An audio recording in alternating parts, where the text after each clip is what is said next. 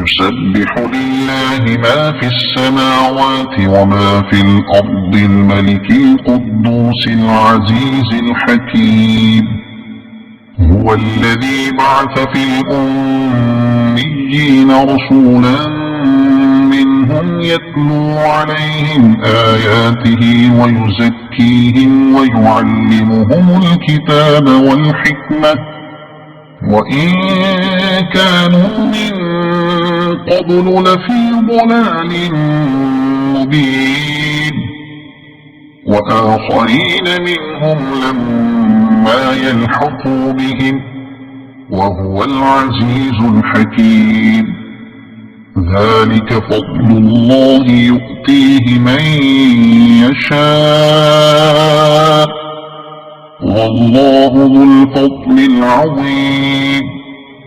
مثل الذين حملوا التوراة ثم لم يحملوها كمثل الحمار يحمل أسفارا بئس مثل القوم الذين كذبوا بآيات الله والله لا يهدي القوم الظالمين. قل يا أيها الذين هادوا إن زعمتم أنكم أولياء لله من دون الناس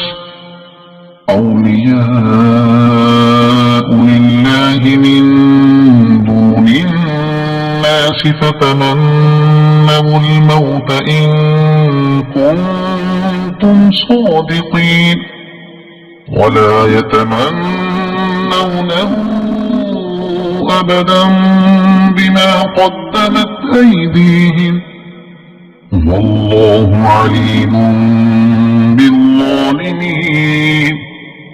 قل إن الموت الذي تفرون منه فإنه ملاقيكم ثم تردون إلى عالم الغيب والشهادة فينبئكم بما كنتم تعملون.